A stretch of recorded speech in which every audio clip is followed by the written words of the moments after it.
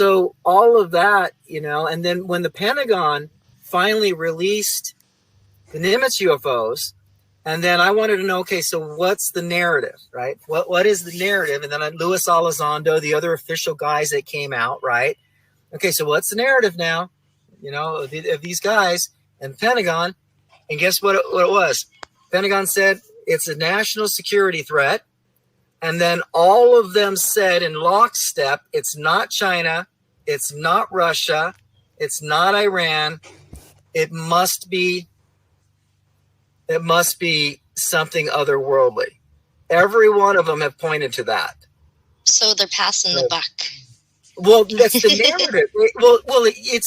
It's goes along with the staged alien invasion. It's most likely Area 51. It's most likely, our technology, but yeah, they want us to believe it's aliens. They do, and another thing with this is passing the buck onto aliens. Let the aliens take the blame for all of our baloney, and also it's I had a thought and it's gone away.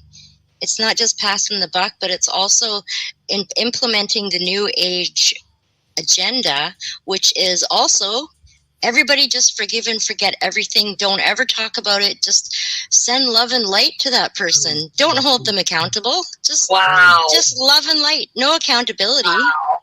Right. Yeah. Yeah. It's baloney. While the world's going to hell. Yeah. Just send them love and light. Don't ever say what happened. If they just robbed your house, just let it go. You're never going to find a New Ager trying to get somebody out of sex trafficking. Yeah. Do you know of one New Ager that would get out of their, would get uncomfortable and try to, Yeah, they just literally let everything slide. It's just put everything under the rug and put love and light on it. Yeah. That's the whole New Age philosophy. And yet at the same time, it's like that New Age stuff is really healing for people trying to heal their inner child, because you kind of got to start over, and you got to nurse like what Joanie's saying. You have to organically grow the child. It's how I did it, so I get it, right? But it doesn't mean that there isn't that blind side to it that we're talking about. It's like, I've always tried to point that out. Do you not think that the yogi type or the meditation movement, let's say, is detrimental to people's growth in a way? It's almost like a cult in itself. It keeps people kind of stuck. Well, it can. It can. It depends, because the occult forces inside of us, the mysterious forces, they're real forces, and when they this is part of the inner world growing, to grow into your true power, your true warriorhood of that inner world. So these occult forces exist, and I think that there are teachers that actually possess this, that can help open those areas inside of us. So they're good teachers, is my point. And then there's bad ones and manipulative ones, and I think we see a lot of that in India, but I'm not going to say that in all cases. I think we just need real teachers that are genuine and because somebody who's evolved, you can sit and read a book, but I always sought out teachers that had gone further than me and knew more than me and were more evolved than me, so I could get the real deal and get help along the way. And we have a deficit of real teachers in this field, in my opinion. But I think people need to start looking within and stop going to gurus. Well, that's what I mean. The genuine teacher is going to point you inside, but because they've gone through it. In other words, like I've been through it, right? So I know enough about the inner world, and I point people directly. I teach them how to fish. I don't do it for them. But I teach from experience, right? I know the realm really, really well. So I can teach from experience, and I think that's very useful. Whereas some people don't have it, and then I think they're more susceptible to becoming a cult leader because they're not, they don't. Do you guys know what I'm trying to say? Yeah, when I was looking into the cults and stuff, where I came across you as diving into that. That's kind of how it feels to me like these people. In some cases, they're con men straight out the gate. In a lot of cases, they con their own selves. And that was the intriguing ones to me. The ones that managed to convince them own selves that they have some kind of. But you notice that we don't have a lot. Like, can you think of one person, one teacher out there that's authentic? List me one. Me. I am. You are. I'm authentic. I know that. But you know what I'm saying? So it's easy. We know the human. We know what's going on in the psyop and gurus and stuff. We know that. But let's not dismiss that there aren't legitimate guides and legitimate teachers. But the way to recognize though is like what Lala's saying and I'm saying. Teach them how to go within. Teach them how to go to direct. Teach them how to fish. So maybe that's what we need to do. We need to band together and start our own school. We don't. It's free. No, but that's the click. What do you think I'm doing, Joanie? I know. I've got a website. I've got a history school. That's what I do. I've started making more friends and channels because I am saying things that other people are thinking, and they're saying things that I'm thinking, and we're starting to meet up these like minds. And we might still disagree on several different points, but none of them really matter in the big scheme of things, and nobody has an ego to give a crap. Well, so I think it's happening. But we're all pointing to that one thing, which is you got to go direct and walk that one path. Is that direct experience with your inner world? Listen to what's arising, meet your inner child. There is really kind of one path. Yeah. When you look at it, that's going in and feeling everything and processing everything directly, right? Yeah. Well, I can say one thing. It's a darn good thing that I'm not a teacher, because I can look back over the years how many times I had it wrong. Like, I was in church for a while, I was in religion, I was in New Age, it took me years to see through each different thing. So It's a good thing I wasn't teaching back then, because I would have been misleading people. But then again, we all need to come to those conclusions on our own and see through the baloney in our own time with each indoctrination step that we go through. And it's basically more unlearning than learning. Yep. Well, it took me 40 years. Sorry, Zen. That's okay. I'm just saying it took me 40 years, and I never said, it's time to teach. The teaching happened when it was time, and it happened after quite a number of initiations, extraordinary initiations. I'm not saying that because I think I'm special, but it's documented in my biography, and I teach from experience. I did not, like I say, it happened. It happened. And I'm not one who wants to be misted. When people have tried to put me on any type of pedestal, I immediately tell them, I will disappoint you. Yeah. When I work with people, for either of us. Yeah. When I do a session one-on-one with somebody, I won't meet with them more than 3 times, and 9 out of 10 times it's once, because I show them how to do their own work. I'm simply pointing the way, and I'm qualified to do it. And I'm not going to act like I'm not.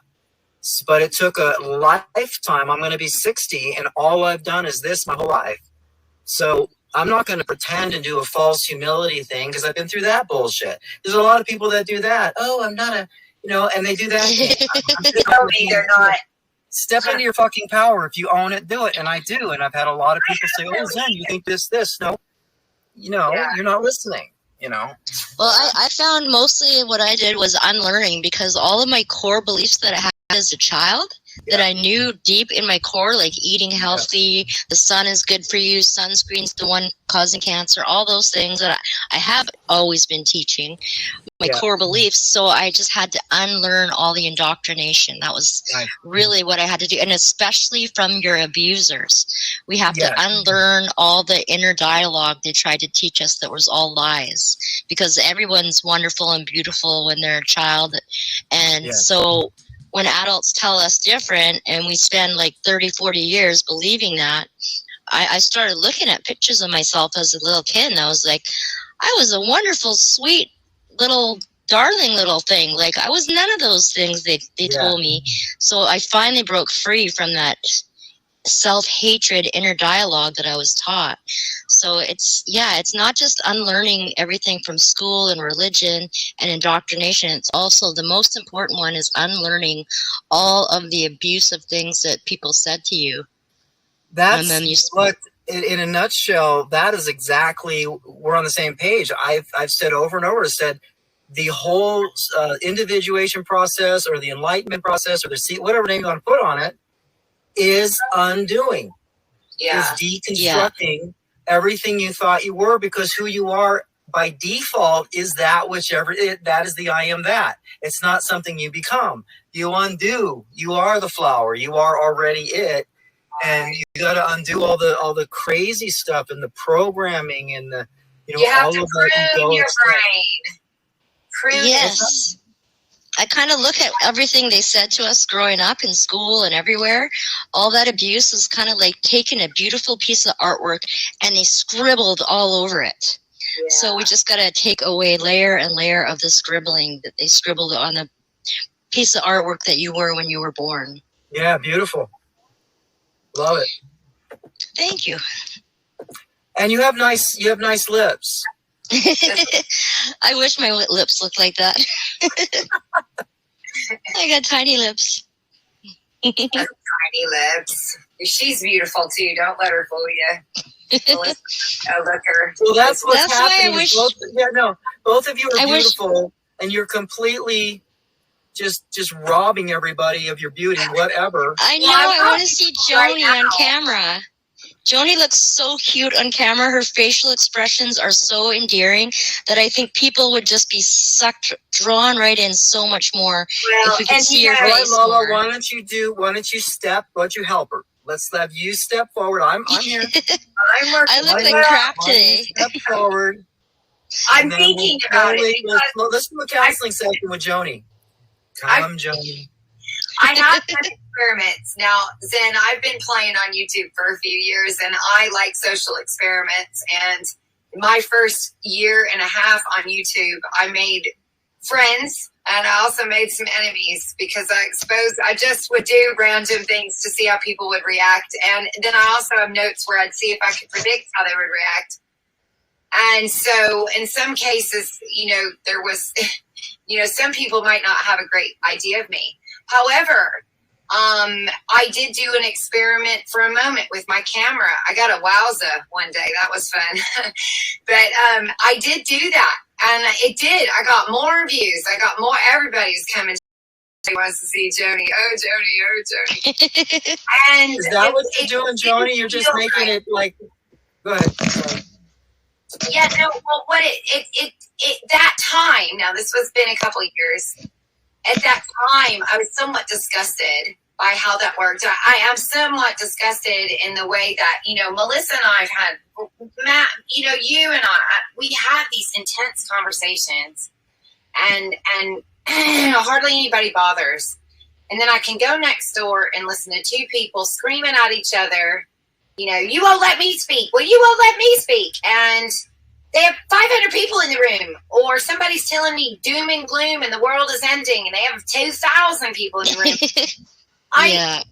It's like somebody's trying to give, like you've been saying, Zen, you try to give somebody a grounded idea, an idea that can be, logically and easily accomplished by just working on yourself. Right. We can fix the world, but instead, and so when the camera thing, it kind of just gave me a little, just like humanity for a moment. So I took my notes, I learned what I learned, and I also, looked at myself. I figured, how I sat back and thought about how I viewed myself, how it made me feel to see myself on the camera. Did I find myself talking to myself, which is one of the behaviors I noticed in others? The people that are consistently fixing their hair or, checking their bra or whatever they're doing. Me, I going into the bathroom, flush the toilet. Yeah. It was all that behavior of how people acted when their cameras were on. And the stress level that I experienced by doing that prevented me from really being myself. And so at that time, I just couldn't do it. Now, I don't know if I can do it now. I feel like my upper being is saying it's time to, to kind of move on a little, and you might need to use some of your adorableness to reel some people in. Yeah. But if it doesn't work, I'm not going to continue it because I don't like it. I actually do not like participating in AI. I don't. I have every camera in my house is covered. Well, let me ask you a question. I know they got pictures, but I don't help them out. Joanie, let me ask you a question. When you talk to people in the world, do you wear a mask or are you face to face with people? No, I talk to people, of course. Okay. So what's the difference between that and this? Like, I don't like the camera aspect. I would talk to you in person. No, I'd be silly and goofy for you and anything for a laugh. But something about photographs, even when I was younger, I just never liked them. I don't like mirrors. I'm not a superstar. I just don't like them. I know I could tell you not why. But even as a child, I was not one that took lots of pictures. There are very few pictures of me as, after certain. Right, but we're having a conversation, so I'm just curious. Yeah. It's just it's the screen. It's this thing that I'm looking through bothers me. I don't like having a cell phone. I don't like AI in that Your way. explanation is not good enough for me. That's fair. Well, I'll keep thinking about it, Zen, and I'll get back to you because I don't know why. Again, that's what know thyself. You're asking a very valid question, and the best I can say is for some reason the thing makes me feel creepy. It's off, but sometimes we have to do things. So why don't we process it right now?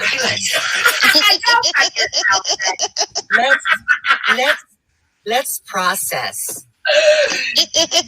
How are you feeling? How am I? Sit in that. I had a counselor or therapist that did that. Sit in that. How do you feel right now? Yeah, why don't you look at this? Look at that and tell me, just meditate on that for a minute and see how it speaks to you. A bean crack. Oh, man. Now you notice my little bean friend isn't shy of showing his little butt. Showing his ass. No, he's not. I'm a little bit shyer showing my ass. So I just put a picture of myself. Yes, here's Melissa. Look how beautiful she is. Adorable. Oh, thank you. Melissa, see, we're slowly wooing you guys out of the shadows. Yeah, you officially got photographs. That's one a lot of people don't even get that. There's some people have no idea. All right, so we're doing a therapy session. So here we go. Ready? 1, 2, 3. Okay. Yay! Right? I don't have enough clothes on wait. camera. See how the water is? Right now. It's great out here. Come on, everybody. Woo! I can put a picture, but not the camera today because I look like absolute hell. But yeah, when Joanie, I have seen her on camera, is so adorable, like so endearing that I think a lot of people's skepticism would be taken away from some things because you can tell she's telling the truth by her facial expressions. You can tell she's being sincere. You can tell she's looking into her brain and saying her own information. You know what I mean? Like, so when I watched her on video, it was just so much more impact. That's all I'm saying. We're on a live stream. And people, it was true. Human to human, there's so much information when we're talking. When somebody's watching a live stream, there's so much look at my face. Look the nonverbal. Yeah. All of this. If you did the nonverbal communication, you're right. Yeah. So there's so much that you guys are, we're next time I will try not to look like hell, and then I'll probably. We want to see you in your vulnerable state. Look at now. Look at. Let me ask you guys a question. I'm half naked. It's a lot more vulnerable. I'm hot. No, wait a minute. I got something to say here. I am in a freaking van, living in a freaking van. I'm going through menopause. Leave me alone, Zen. My hair. No, wait. I trump your van. Okay. This is now we're getting down to it. Okay. My hair's all jacked up. I'm in the fucking desert. Okay. I'm in the fucking desert, folks. Out in the fucking desert, Mad Max.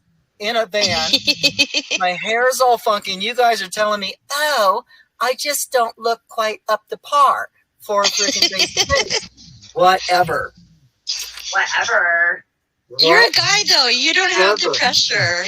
Well, now we're gonna get sexist. Well, I do find that, Melissa, because in all honesty, there's not very many people that I accept compliments from. And so to have you saying that, because I respect you and as a, as our friend, obviously I'm friends with you. So, it means a lot more from you. Yeah, we talk outside here. It means a lot more coming from you. I can take it on board than somebody in the chat that goes, let me see, trying to get your pants or something. Right. What you're saying to me is not, you're pretty, you should be on camera. What you're saying is that when you're speaking, you give off sincerity. Sincerity, right? Well, authentic. You can see that you're so authentic. I'm glad you finally figured that one out. Yeah, it's hard. It's hard, too, because I have some stuff in my past, and it's taken me a while to feel like I'm ready to be all, balls to the wall with everything. And at this point, I don't even care, what somebody might think of me. But there was a time that I still was kind of, there. And I'm not just busting your balls. I'm busting your balls. That's all. I get it. But I do think it will help with some of what I'm trying to get across to people. And I had said one time that if me sitting out by the pool in a bikini talking about my theory got 1,000 people in the room, that I really would consider doing it. Just because if that's what it took to get you to hear what I'm saying and have it help change your life or help you see something different, then I suppose it's worth the humiliation to do that. Or whatever it would be. Not that I had a video about myself then once. I was actually in a rock video. It's been deleted now. It was pretty good. I've been in a bunch. I look hilarious. I did a rock video, and I recorded myself in front of my husband's race car, and then a friend edited it all together, and I lip synced the song. It was pretty rad. It was rad. Nice. If I can find the drive, I'll have it. But now I'm gonna reveal. I'm gonna step out, see if I can lead the group. I'm gonna reveal a part of myself that I don't think anyone's ever seen. No. And I want to be complete. I want to show you guys that I can open my heart to things. Okay, I'm going to warn you then, if you porn bomb, people do snapshots in this room, so you will be on everyone's. I'm just kidding. My friends do. I don't think anybody's seen me from the way they're turning down. I fished by the pool. And I think it's fine. You always see the head up, so there it is. Oh, funny. Yeah. Hilarious. It almost looks like Stretch Armstrong. Your arms look kind of like a rubber band. Like I could just stretch you. Well, the thing is typically like the problem is when chicks see me from the back, they're usually like, woohoo, but then when I turn around, then you have butter face. They're kind of like, hell, dude. So you have butter face then. Everything looks good on you, butter face. She was totally hot, butter face. Butter